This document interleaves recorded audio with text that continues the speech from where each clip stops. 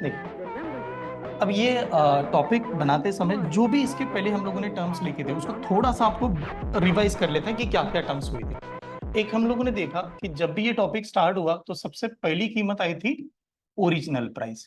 क्या होता है यार ओरिजिनल प्राइस? हाँ, किसे कहते हैं ओरिजिनल प्राइस? हम manufacturing cost of a product, एक कोई भी प्रोडक्ट है उसको बनाने की कीमत है ओरिजिनल प्राइस। ठीक है। अब ये प्रोडक्ट बन गया और बनने के बाद कोई इसे परचेस करने के लिए आएगा, उसे हम लोगों ने नाम क्या दिया था? Cost price. ये बन गया था हमारा कॉस्ट प्राइस। हाँ, यहाँ पर अब उसने परचेस तो कर लिया, अब वो पर्सन सिर्फ परचेस करके घर पे नहीं बैठेगा। अगर वो सामने वाला पर्सन एकदम समझदार है, बिजनेस वाला पर्सन है, तो प्रोडक्ट परचेस करने के बाद में आगे क्या करेगा? सेल करना चाहेगा। तो नेक्स्ट हम हमारी कहीं ना कहीं यहाँ पर आ गई सेलिंग प्राइस करके। तो सेलिंग प्राइस यहाँ पर जो लिखा, इन दोनों को हम लोगों ने थोड़ा सा शॉर्टकट भी बना लिया था। कॉस्ट प्राइस की जब भी वैल्यू आएगी तो उसको सीपी से प्रेजेंट करेंगे और सेलिंग प्राइस को एसपी से। यहां तक आए। फिर हम लोगों ने कहा सर प्रॉफिट हो सकता है। तो अब ये यहाँ पर तीन टर्म्स आपको बताया गया कि एक तो हर आदमी चाहता है कि उसे प्रॉफिट हो जाए। अब प्रॉफिट कब होगा? तो हम लोग कहेंगे सेलिंग प्राइस की वैल्यू किससे ज्यादा होनी चाहिए? कॉस्ट प्राइस से। तो कितने रुपए का प्रॉफिट होगा? तो selling price minus cost price. इस प्रकार से हम लोग प्रॉफिट को दिखा सकते हैं, दर्शा सकते हैं। ठीक है, यानी पहला ये किस्सा होगा, हमेशा प्रॉफिट में चाहिए चाहिए सर। सेकंड होता है सर प्रॉफिट नहीं हो रहा है तो फिर कैसे करेंगे? तो उस केस में ये जाएंगे नो प्रॉफिट, और किस में जाना है? नो लॉस में। तो no profit no loss is also best जब आपको पैसे मार्केट से निकालने हैं, आपके पैसे फंस गए हैं वहां पर। ठीक है, तो दैट टाइम हम लोग कहेंगे नो प्रॉफिट नो लॉस कब आएगा? जब selling price is equal to क्या आएगी? Cost price. तो ये इस समय कह सकते हैं नो प्रॉफिट नो लॉस ऐसे। तीसरी कंडीशन होती है कि पर्सन के पास कि मार्केट में पैसे फंसे हुए हैं, कैसे भी करके हमें गुजारा तो करना ही होता है। तो उस केस में आदमी क्या चाहता है कि चलो लॉस में से ही पैसे तो निकल जाए मेरे। ठीक है, तो कम से कम लॉस में जाके भी आप लोग पैसे निकाल सकते हो। तो तीसरा कंडीशन होगा कि हर एक यहां पर लॉस हो रहा है, तो लॉस के केस में कॉस्ट प्राइस की वैल्यू ज्यादा होगी किससे? सेलिंग प्राइस से। तो ये बन गया। लेकिन ये जितनी भी टर्म्स लिखी गई है यहाँ पर एग्जैक्टली exactly नंबर पता चलता है, पैसा पता चलता है। लेकिन जो बड़े लोग होते हैं ना, बड़े लोग इन द सेंस हमारी बड़ी बड़ी कंपनियां, वो कभी भी अपना टर्नओवर डिस्क्लोज नहीं करती यार। वो हमेशा दिखाते समय उसको नहीं कि परसेंटेज में दिखाती है। तो परसेंटेज में दिखाने का मतलब क्या होगा कि यहाँ पर हमें और एडिशनली दो टर्म्स आती हैं। जो हम लोग प्रॉफिट निकाल रहे हैं वो कहता है यार प्रॉफिट परसेंटेज बताओ। कभी कभार आएगा कि लॉस परसेंटेज बताओ। तो मैथ्स क्या कहता है, यानी हमारा मेन लॉजिक क्या कहता है, आपको अगर फायदा होगा या लॉस होगा वो कौन सी कीमत डिसाइड करती है? कॉस्ट प्राइस डिसाइड करते हैं। इस वजह से यहां पर जो कंसेप्ट बना वो आ गया कि प्रॉफिट जो आएगा वो डिपेंड करेगा हमारे कॉस्ट प्राइस के ऊपर, और जो भी नंबर आएगी उसको 100 से मल्टीप्लाई कर दो, दैट टाइम हमारा प्रॉफिट परसेंट बनेगा। सेम अगर इसी केस में किसी पर्सन को लॉस हो जाता है तो लॉस भी वो इसी वजह से होता है कि उसका जो लॉस हुआ, सॉरी लॉस परसेंटेज है यहाँ पर, लॉस किसके ऊपर होगा? कॉस्ट प्राइस की वजह से होगा, और वो जो भी नंबर आएगा इनटू 100 तक। तो ये कंसेप्ट मैंने ऑलरेडी आपको टीच किया, इसमें बहुत सारे एग्जांपल क्लास में बनाए थे और अच्छी तरह से ये वाला टाइप हमारा बन गया था। तो आज क्या नया है? आज मैं इंट्रोड्यूस करूंगा एमआरपी, डिस्काउंट, इनका और इनका आपस में कैसे कनेक्शन बनाया जाता है। ठीक है, तो नेक्स्ट हम लोग यहाँ पर अभी स्टार्ट कर रहे हैं। देखो इसको इसके बारे में थोड़ा सा मैंने पहले लेक्चर में आपको ऑलरेडी बताया होगा। ठीक है, तो एक चीज होती है MRP. What is mean by MRP? Maximum retail price, और इसे और एक दो तीन नाम से जानते हैं। इसे कहते हैं लेबल प्राइस, प्रोडक्ट के ऊपर लेबल लगाया जाता है। तो कभी कभार इसको लेबल प्राइस के नाम से भी जानते हैं, और कुछ लोग इसको और एक नाम जानते हैं मार्क प्राइस। ये अलग अलग नाम से हमारे सामने प्रेजेंट की जाती है। MRP, maximum retail price, label price, mark price. ठीक है। एक मिनट। नरेंद्र शायद आपको एक मिनट, बाकी सभी लोगों को इंटरनेट वीक लग रहा है क्या? है। हाँ, तो गवर्नमेंट क्या कहती है, आपने प्रोडक्ट बना लिया, प्रोडक्ट बनाने के बाद में आपके ऊपर लेबल लगाना चाहिए, एक प्राइस लगनी चाहिए, और वो लेबल क्या होनी चाहिए? ज्यादा से ज्यादा कीमत। ठीक है, आप उसके बाहर कभी भी बेच ना पाए। उससे कम दाम में बेच सकते हो लेकिन उसके बाहर में कभी भी बेच नहीं सकते। जैसे अभी मान लो कि हम लोग पानी की बोतल परचेस करते हैं, 1 लीटर पानी की बोतल है, उसके ऊपर लगा गया एमआरपी 20 रुपीज। यानी दुकानदार को स्ट्रिक्टली इंस्ट्रक्शन होता है 10-20 रुपए के ऊपर नहीं बेच सकता है, लेकिन उसके कम दाम में बेच सकता है। Is a maximum retail price. फिर कभी कभार उसी को सर लेबल प्राइस भी क्यों रहे, कि लेबल प्राइस क्यों कहा गया? देखो हर प्रोडक्ट के ऊपर एमआरपी लिखना कंपलसरी हो सकता है क्या? लगा सकते हैं क्या? नहीं लगा सकते हैं। स्टैंडर्ड जो कंपनी बनाती है उसके ऊपर एमआरपी लिख भी सकती है, लेकिन जो बर्तन होते हैं, ऐसे बहुत सारी चीजें, जैसे ये चेयर है, टेबल है, इसके ऊपर एमआरपी कैसे लगाएंगे? तो उस समय क्या करता है, दुकानदार खुद अपना स्टिकर भी लगा देता है और उसके ऊपर कोई ना कोई पेन से ही अपनी प्राइस लिख देता है, जिसको दुकानदार को पता चले उसकी कीमत कितनी बताई गई है। ठीक है, तो ऐसे भी कहा जाता है, तो that time is a label price. फिर एक कंसेप्ट आता है कि यार ये तीन चार टर्म्स तो हो गए हमारे पास में, क्या क्या कीमत लगे हम लोगों ने एमआरपी बताया, उसके बाद में selling price I, selling price के बाद में कॉस्ट प्राइस है, ओरिजिनल प्राइस है। सबसे ज्यादा वैल्यू किसकी होगी यार? Selling price? नहीं, सेलिंग प्राइस कभी भी ज्यादा नहीं होता, सबसे ज्यादा एमआरपी होता है। अब कैसे एमआरपी ज्यादा होता है, इसका एक रीजन समझ लो। एमआरपी बनाने के पीछे रीजन होता है ये वाला कंसेप्ट, जिसको लोग कहते हैं, आज हम लोग कहते हैं discount. Discount is the main concept for the MRP. ये कंसेप्ट हमेशा एमआरपी के लिए ही बनाया हुआ है। इसका रीजन मैंने पहले सेशन में भी बताया था, दोबारा से रिपीट करता हूं। मान लेते हैं कोई अच्छा सा ब्रांडेड क्लोथ है, ऐसे समझ लेते हैं, ठीक है, ऐसे ड्रॉ कर लेता हूं यहाँ पर। अच्छा सा ही कपड़ा है और दुकानदार इसको बेचना चाहता है। ठीक है, दुकानदार कहता है कि यार ये शानदार कपड़ा, उसने अपना स्टैचू लगा के, आपने देखा होगा दुकान में आजकल क्या करता है, जैसे नए कपड़े आ गए तो स्टैचू गिचू लगा के रखते हैं आगे। क्यों रखते हैं? उसका मेन पर्पस है कस्टमर आएगा, देखेगा, और ये बात होती धंधे की, जो दिखता है वही बिकता है। ये सिंपल सा लॉजिक है। तो दुकानदार अच्छा सा अच्छा कपड़ा, टी शर्ट वगैरह उसको लगा के सामने रखेगा आपके सामने, जिससे कि आप लोग अट्रैक्ट हो जाओ। अब दुकानदार ने तो कर दिया इसके ऊपर काम, लेकिन लोग नहीं आ रहे। और लोग नहीं आ रहे तो दुकानदार का कैसे होता है, हर एक आदमी का, हर एक बिजनेस का एक सिंपल सा कहानी होती है कि जब भी ये प्रोडक्ट बनाता है, जो दुकानदार इसको बेच रहा है वो कभी भी ये प्रोडक्ट बनाता नहीं होगा। जैसे आप अभी के लिए दुकान में चले जाओ, आगे बहुत सारे शोरूम है, ठीक है, तो वो जो कपड़े बेच रहे हैं, जैसे नीचे भी अगर जाओगे तो वो उन्होंने खुद थोड़ी बनाया। उन्होंने क्या किया, दूसरे से प्रोडक्ट को परचेस किया, अपने दुकान में रखा, और उसका आगे काम क्या है, उसको सेल करने का काम है। तो इसने अपने दुकान में ये प्रोडक्ट परचेस किया होगा। अब परचेस किया होगा तो उसको क्या कहते हैं हम लोग, कौन सी लैंग्वेज में कहते हैं, कॉस्ट प्राइस। इसको कुछ ना कुछ तो कॉस्ट प्राइस होगी। अभी के हिसाब से ऐसे मान लेते हैं कि इसकी कॉस्ट प्राइस थी, उसको आई होगी 8,000 या 800 रुपए का शर्ट है, टी शर्ट, शर्ट ऐसे मान लेते हैं, 800 रुपए का शर्ट है आपके पास, टी शर्ट है उसके पास। अब उसको पता है कि यार ब्रांडेड और अच्छा क्वालिटी का टी शर्ट है, और 800 रुपए में टी शर्ट उसने परचेस किया है। अब वो क्या करेगा, कम से कम इसको जब सेल करेगा, तो सेलिंग करते समय इसकी कम से कम कीमत नहीं, क्या 1,000 रुपए तो रखने वाला है। क्योंकि उसको पता है 800 रुपए की टी शर्ट को 1,000 रुपए में बेचेंगे, 200 रुपए का फायदा तो करेगा ही करेगा दुकानदार, क्योंकि इलेक्ट्रिसिटी का बिल हुआ, लाइट बिल, बहुत सारे स्टाफ वगैरह सब कुछ मैनेज करना पड़ता है। अब इसे रखने के बाद सबसे बड़ी दिक्कत क्या है, इसको स्टैचू बना के रखा है, आगे सब कुछ लगा दिया, लोग नहीं आ रहे, लोग नहीं आ रहे, बेचने की कीमत लगाई हुई है, 1,000 रुपए में बेचना है, लोग नहीं आ रहे। अब ये क्या करता है कि ये जो सेलिंग प्राइस है उसने जो डिसाइड की थी, इसका कीमत वो यहां से कट कर देता है। ठीक है, इसकी कीमत कट करेगा, और कट करने के बाद में क्या करेगा कि इसकी कीमत के जगह पर, एसपी की जगह पर क्या लिखेगा, एमआरपी के नाम से लेबल लगाएगा। ठीक है, सेलिंग प्राइस दुकानदार को पता होती है, एमआरपी लेबल के ऊपर दिखाना होता है कस्टमर को। ठीक है, 1,000 रुपए का प्रोडक्ट है बेचने का, बट उसने एमआरपी लगाई, और एमआरपी की वैल्यू अपने हिसाब से यहां पर कुछ तो लगाएगा। अब कितना लगाएगा, अभी के हिसाब से मान लेते हैं, इसी यहां पर उसने लगा दिया, इसकी वैल्यू लगा दी 1,500 रुपीज। ठीक है, या आप ऐसे मान लो 1,500 की जगह पर मैंने 2,000 लगा दिए। ठीक है, यहाँ पर मैं ऐसे कुछ नंबर ले लेता हूँ अभी के लिए। तो मैंने कहा कि जो एमआरपी है वो लगा दी 2,000 रुपए की। ठीक है, अब एमआरपी 2,000 लगाई।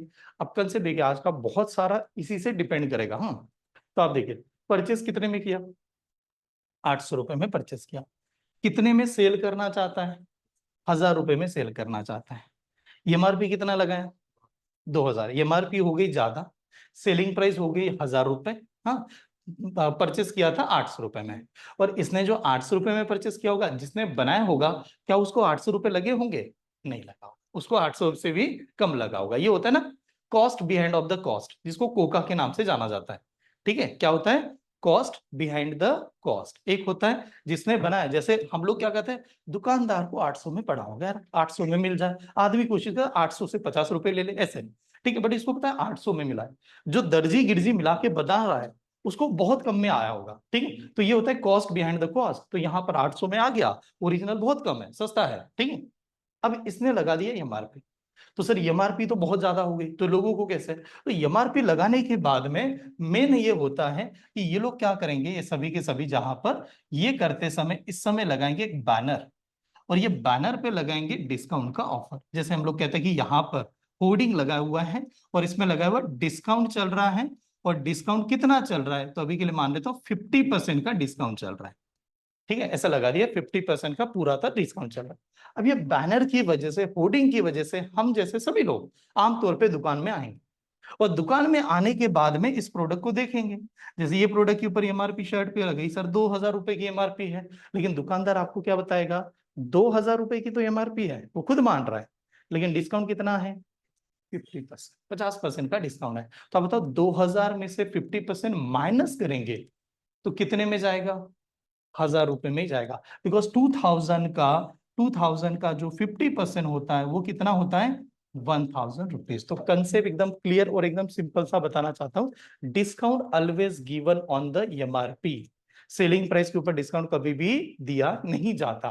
ठीक है, तो हमेशा ये ध्यान में रखिए कि जो आप डिस्काउंट लेते हो, ठीक है, और ये डिस्काउंट किसके ऊपर आता है, तो डिस्काउंट हमेशा एमआरपी के ऊपर ही आता है। ये क्लियर हो गया सभी को कि डिस्काउंट हमेशा एमआरपी पे ही आएगा, उसके सिवाय नहीं आएगा। दूसरा कंसेप्ट, सर डिस्काउंट जाने के बाद जैसे एमआरपी बढ़ी है कि नहीं, ठीक है, एमआरपी में से मैंने अगर डिस्काउंट की कीमत माइनस कर दी तो कौन सी कीमत मिलेगी, तो ये होता है कौन सा मिलता है, सेलिंग प्राइस। वो आपको डिस्काउंट ही उतना देगा जितना कि उसको सेलिंग प्राइस में बेचे। बट इसमें फायदा क्या हुआ, डिस्काउंट ऐसी चीज है यार, मैग्नेट की तरह काम करती है, हम लोग न चाह के भी उसकी तरफ अट्रैक्ट हो जाते हैं। मैंने खुद अपने लाइफ से भी एक्सपीरियंस किया है कि मुझे जरूरत ही नहीं उस चीज का, लेकिन आदमी नहीं क्या थोड़ा देखते ही रहता है कि क्यों ना कुछ मिल जाए, ऐसा तो सस्ते में मिल जाए। तो ऑलवेज डिस्काउंट खराब है क्या या बैड होता है क्या, नहीं, ये भी गलत है। कभी कभार ऐसा डिस्काउंट की अच्छी ऑफर लग जाती है जहां पर आपकी भी रिक्वायरमेंट है और सामने वालों को भी रिक्वायरमेंट है। डिस्काउंट का सिर्फ बुरा ये तरीका होता है कि न चाह के हुए भी आपके पैसे निकल जाते हैं जेब से। ठीक है, यानी अभी मान लो कि आप सभी के पास में अच्छे कपड़े हैं, बहुत अच्छा सब कुछ चल रहा है, और आपको पता है डिस्काउंट का ऑफर लग रहा हुआ है, तो आपका मन क्या करेगा, एक बार देख के आ जाओ। अब जरूरत तो नहीं है, मान लो शूज के ऊपर ऑफर लग रही है, प्यूमा का भी ऑफर लगाते लोग वो लोग, ठीक है, तो आपके पास अच्छे शूज है, सब कुछ अच्छा चल रहा है, बट मन क्या करेगा, डिस्काउंट चल रहा है, तो एक बार लेके आ जाता है। तो उस चीज में वो थोड़ा सा गलत लगता है। ठीक है, तो ये टर्म्स पता चली यहां तक। तो फिर हम लोगों ने कहा एमआरपी ये पता हुआ, डिस्काउंट पता हुआ, तो इसी से मैं डिस्काउंट के फॉर्मुलेस कैसे बनाएंगे ना, तो डिस्काउंट की फॉर्मूले बनेगा, discount is equal to D for discount is equal to MRP में से कितना माइनस करना है, सेलिंग प्राइस। इन दोनों का जो डिफरेंस होता है उसी को डिस्काउंट कहा जाता है। ठीक है, नोट डाउन कीजिएगा क्या क्या टर्म्स होगी।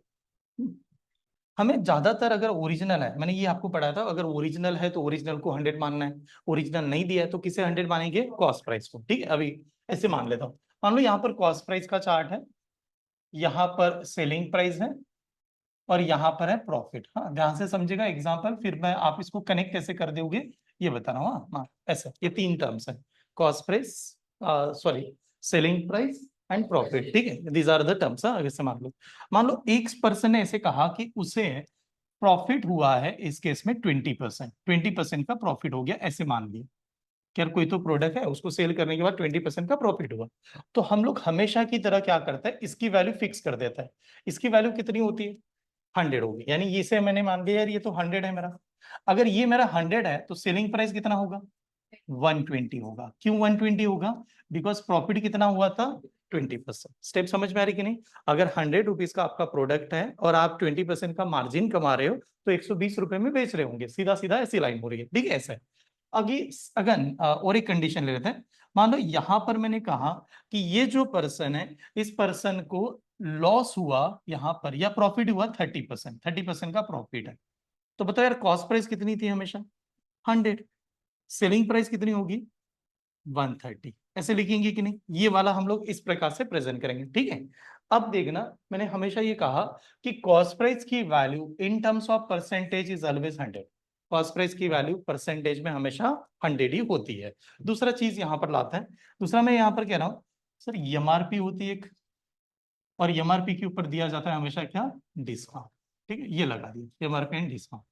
अब क्या होगा जब हम लोग एग्जाम्पल सॉल्व करेंगे, तो मैं आपको कहूंगा MRP is also 100%, cost price को कितना मान रहे हैं, 100, और एमआरपी को कितना कह रहे हैं, 100 ही कह रहे हैं।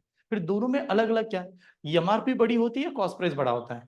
एमआरपी सबसे बड़ा होता है, बट एमआरपी को भी 100 ही कहा जाता है परसेंटेज में, बिकॉज एमआरपी के ऊपर डिस्काउंट मिलेगा, तो वो डिस्काउंट निकालने के समय आसान होता है। तो अभी के लिए पहले कंडीशन के अकॉर्डिंगली अगर चले, इज द फर्स्ट कंडीशन के अकॉर्डिंगली अगर मैं बात करूं यहाँ पर कि हमारा कॉस्ट प्राइस 100 है, प्रॉफिट उसको 20% का हुआ है, सेलिंग प्राइस 120% है, और इसने कहा एमआरपी आल्सो हमारा 100 ही होता है, और ये कह रहा है डिस्काउंट दे दिया उसने 30%। ठीक है, डिस्काउंट उसने 30% दे दिया। ठीक है, ध्यान से देखिए, अब मान लो 30% का डिस्काउंट किसके ऊपर दिया, 100 के ऊपर। तो 30 रुपए आपने 100 के ऊपर कम किया, तो बचा कितना, 70%। 70% बचा होगा कि नहीं, तो हम लोग कहेंगे यहां पर जो 70% एमआरपी बचती है, 70% ऑफ एमआरपी, ये इक्वल हो जाता है, जो रिमेनिंग एमआरपी है वो इक्वल होगा, किसके इक्वल होगा, सेलिंग प्राइस के इक्वल होगा।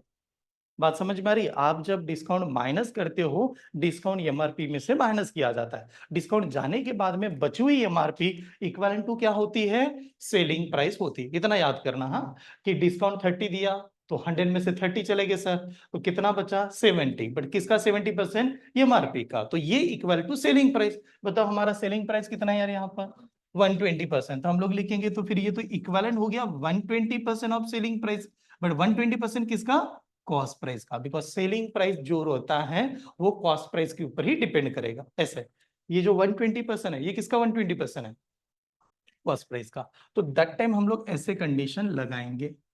ठीक है, ये वाली कंडीशन। और एक एग्जांपल लेता हूं, आप थोड़ा ध्यान से देखिए, बताइएगा मुझे क्या क्या नंबर होंगे। सपोज मान लो ये 100 है, ये 30% है, और ये कितना होगा फिर, 130% हो गया कि नहीं। तो मैंने कहा एमआरपी जो है ना, डिस्काउंट दे दिया, इस चक्कर में डिस्काउंट कह रहा है वो 20% का डिस्काउंट दे दिया। तो बताओ एमआरपी जो होती है 100, तो एमआरपी कितनी बची होगी, 80%। एमआरपी बचा होगा 80, सॉरी हाँ, इसको मत लिखना, एमआरपी 80 बचा होगा। तो आप लोग कैसे लिखोगे, 80% of MRP, 80% of MRP equivalent to क्या होगा, 130%। बट 130% किसका, कॉस्ट प्राइस का। ये दोनों में आपस में रिलेशन निकालने का तरीका है। ठीक है, ऐसे। ठीक है, तो ये नोट डाउन कर लीजिएगा यार। चलो और एक लाइन यहाँ पर बता देता हूँ, 3-4 टर्म्स बताओ, सबसे बड़ी प्राइस किसकी होती है ये बता दीजिएगा। एमआरपी सीक्वेंस से अगर लगाएंगे, एमआरपी की वैल्यू हमेशा ज्यादा होगी।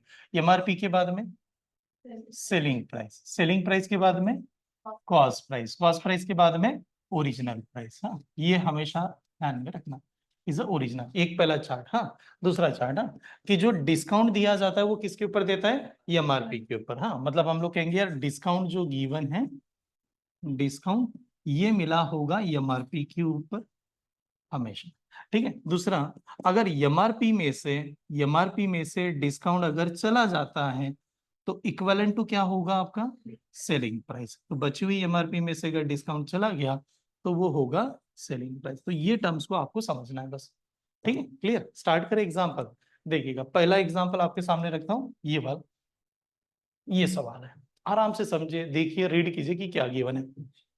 देखिए, ये एग्जाम्पल आपको चाहे तो मैं अलग अलग प्रकार से इस एग्जाम्पल में वो कंसेप्ट लगा के दिखाता हूँ। देखिए, ध्यान से देखते हैं, इस एग्जाम्पल में क्या बताया था पहले समझ लो। ठीक है, a shopkeeper sold an item offering a discount of 5%। अब शॉपकीपर को एक आइटम सोल्ड किया, उसके ऊपर डिस्काउंट दिया 5% का। ठीक है, डिस्काउंट दिया 5%। अब बताओ, डिस्काउंट अगर 5% देगा तो किसका 5% देगा, ये, हाँ, एमआरपी का 5% देगा, तो 100 में से 5% चला गया होगा, तो 100 में से 5 चला गया, बचा कितना, 95। बट वो जो 95 बचा वो किसका बचा है, एमआरपी का बचा है। ऐसे, ठीक है, एमआरपी का बचा होगा। And earn a profit of 23.5%। देखिए यार, 5% का डिस्काउंट दिया और तो भी उसको प्रॉफिट हुआ, और प्रॉफिट कितना हुआ, कह रहा है 23.5%, इतना प्रॉफिट हो गया। अब इसने पूछा, what should have been the percentage of profit earn if no discount was offered. अगर कोई डिस्काउंट नहीं देता है तो कितने का प्रॉफिट होगा। अब नॉर्मली एक बात बताओ, डिस्काउंट देने के बाद भी प्रॉफिट कमा रहा है, 5% डिस्काउंट देने के बाद भी प्रॉफिट कमा रहा है, अगर डिस्काउंट नहीं देंगे तो प्रॉफिट ज्यादा होगा या कम होगा, ज्यादा होगा ना। आप तो डिस्काउंट भी दे रहे हो तो भी प्रॉफिट में है, तो डिस्काउंट नहीं देंगे तो प्रॉफिट और ज्यादा होगा। तो फिर कैसे लगाएंगे, डिस्काउंट कितना दिया, 5%। देखो, मैं पूरा चार्ट बनाता हूँ, आप शॉर्टकट कैसे बना सकते हो। आपको इसमें क्या देखना है, पहला होगा सर कॉस्ट प्राइस, दूसरा होगा सेलिंग प्राइस, तीसरा होगा प्रॉफिट, एक होगा एमआरपी, और एमआरपी के बाद में यहाँ पर होगा डिस्काउंट। ऐसे ऐसे टर्म्स देखना है। अब हमारा यहाँ पर दो तीन चीजें समझनी है। आपका कॉस्ट प्राइस हमेशा 100 होता है, प्रॉफिट इसने कितना बताया इस केस में 23.5 ये बना, तो हमारी सेलिंग प्राइस कितनी हो गई यार, सेलिंग प्राइस कितनी हो जाएगी, हाँ 123.5 होगी कि नहीं, ये बढ़ जाएगा, यानी सेलिंग प्राइस को लिखेंगे 123.5 का, ये हमारी हो गई सेलिंग प्राइस। क्लियर है ये। अब बताओ एमआरपी हमेशा ये भी परसेंटेज में कितना होता है, 100 होता है। देखो ये माइंड में थोड़ा सा क्लियर कर लो, ये भी 100 है, ये भी 100 है, but this are the percentage, दोनों के मार्क्स क्या थे, अलग अलग है। ठीक है, दोनों के मार्क्स अलग अलग है। और यहाँ पर डिस्काउंट कितना दिया था पहली बार, 5%। तो 5% जब इसके ऊपर दिया होगा तो एमआरपी कितनी बची होगी, 95% बची होगी। तो हम लोग कहेंगे 95% जो एमआरपी है उसकी कीमत कितनी है, 123.5 रुपीज है। ऐसे आएगा चार्ट। स्टेप समझ में आ रही है, ठीक है। तो इसी चीज को हम लोग डायरेक्ट डायरेक्ट शॉर्टकट में ऐसे भी लगा सकते हैं कि जो डिस्काउंट दिया जाता है वो एमआरपी के ऊपर दिया जाता है। तो 120, हाँ 95% जो है एमआरपी, इसकी वैल्यू थी कितने रुपए की, तो 123.5 रुपए की। तो ये हो गया हमारा सेलिंग प्राइस। ठीक है, ये है selling price, remaining MRP equal to selling price. तो मैं जब डिस्काउंट ही नहीं दूंगा, डिस्काउंट नहीं दूंगा, तो एमआरपी तो पूरा चार्ज करेंगे, पूरा यानी कितना, 100%। तो उस समय सेलिंग प्राइस कितनी आती ये पहले निकालते हैं। ठीक है, देखो आपने डिस्काउंट दिया तो बची हुई एमआरपी बरोबर सेलिंग प्राइस। जब आप डिस्काउंट नहीं दे रहे हो तो 100% आपने एमआरपी लगाई, तो एमआरपी अगर आपकी 100% है तो उस समय सेलिंग प्राइस कुछ तो होगा। तो वो जो सेलिंग प्राइस है वो 100 से कितनी ज्यादा होती है उसको ही कोई कहते हैं प्रॉफिट। ठीक है, 100 से ज्यादा यानी प्रॉफिट होगा आपको। ठीक है, तो अब इस केस में क्या करेंगे, यहां तक आ गए। अब देखते हैं यार, आमने सामने division, up down division and cross is a multiplication. तो डिवाइड करते समय काम किया, अगर मान लो मैंने 5 से डिवाइड किया तो ये 19 होगा, और इधर 5 से डिवाइड किया तो 20 होगा। ये स्टेप क्लियर। अगर ये 20 इधर अगर जाए मल्टीप्लाई करने तो 0 से निकालेंगे तो उसका पॉइंट निकल जाएगा। ठीक है, तो मैं डायरेक्टली लिखता हूँ एसपी बरोबर क्या आएगा, एसपी बरोबर आया होगा हमारा 1235 इंटू 2 कर देता हूं साइड में, 2 का एक तो 0 तो निकाल दिया, और डिवाइड बाय कितना होगा 19। ये स्टेप समझ में है आपको। ठीक है, अब जब ये हम लोग सॉल्व करेंगे तो अब क्या होगा, देखिए 19 2 तो कभी डिवाइड नहीं होगा यार, 19 1 जार 19, 19 5 जार 95, 19 6 जार यार, 19 6 जार करना पड़ेगा क्योंकि 19 5 जार होता है 95, 19 6 जार होता है 114, 114 है कि नहीं। तो इसमें से 114 चला गया, 123 में से 114 जाएगा, कितना बचेगा 9 बचे, और 9 के ऊपर दोबारा क्या लगेगा 5 लगेगा, तो 19 कितना 5 जार, यानी 19 से अगर डिवाइड करेंगे तो क्या कैलकुलेशन आएगा 65। अब बताओ 65 इंटू 2 कितना, 65 इंटू 2 कितना यार 130, यानी एसपी की वैल्यू कितनी आ गई 130। तो एसपी कह रहा है हमारा 130 रुपए का फायदा होगा, एसपी कह रहा है मैं सेलिंग प्राइस कह रहा हूँ 130 रुपए में, प्रॉफिट कितने का 30 रुपए का, 30% का प्रॉफिट आना चाहिए, यानी सी इज द ओनली आंसर। ठीक है, तो सी वाला आंसर आएगा। नेक्स्ट ये वाला सवाल लास्ट सवाल है, आखिरी सवाल है इस सेशन का, मतलब यहाँ पर ये नेक्स्ट नोट्स हमारी कंप्लीट होगी। ठीक है, देखिए कैसे दिया, अ मैन बाय 300 डजन बनाना, एक मैन ने 300 डजन बनाना परचेज, ठीक है, फॉर रुपीज 3600, यानी 300 की कीमत कितनी की है 3600। ठीक है, आप चलो मान लो कि एक डजन वगैरह तो निकाल भी सकते हैं, बट इसने क्या दिया आगे, ये कह रहा है ही sold one third of the stock at a loss of 10%, यानी 300 डजन बनाना है, उसका 1/3 स्टॉक उसने क्या किया लॉस से बेच दिया, कितने परसेंट का लॉस हुआ 10%, 10% का लॉस हुआ, and the remaining stock at a profit of 10%, जो बचा हुआ स्टॉक है उसका प्रॉफिट हुआ कितने का 10% का प्रॉफिट भी हो गया। तो इसने ये पूछा फाइंड हिज ओवरऑल परसेंटेज और लॉस। अब दोनों को कंबाइन करेंगे तो प्रॉफिट होगा या लॉस होगा, ये आपसे पूछा गया। अब देखिए क्या होता है इस सवाल में, एग्जामिनर ने क्या किया, ये आपको सिर्फ गुमराह करने के लिए कंटेंट दिए, इसकी कोई भी जरूरत नहीं, इसको कोई जरूरत नहीं, क्योंकि क्या होता है ना, बहुत बार आदमी कैसे सोचा 300 डजन की वैल्यू इतनी है, एक डजन की वैल्यू कितनी, उसके चक्कर में सॉल्व करता रहता है। एक्चुअली परसेंटेज प्रॉफिट में एक बनाना बेचो 100 बेचो उसमें सेम रहता है। कैसे सेम होता है, एक छोटा सा एग्जांपल बता दो। अब ऐसे समझ लो, ये पेन है मेरे पास, तो मैंने कहा 20 रुपए में एक पेन मैंने परचेस किया, ध्यान से समझे, 20 रुपीज में एक पेन परचेस किया और 40 रुपीज में मैंने एक पेन को सेल कर दिया, कितने रुपए का प्रॉफिट हुआ 20 रुपए का प्रॉफिट हुआ।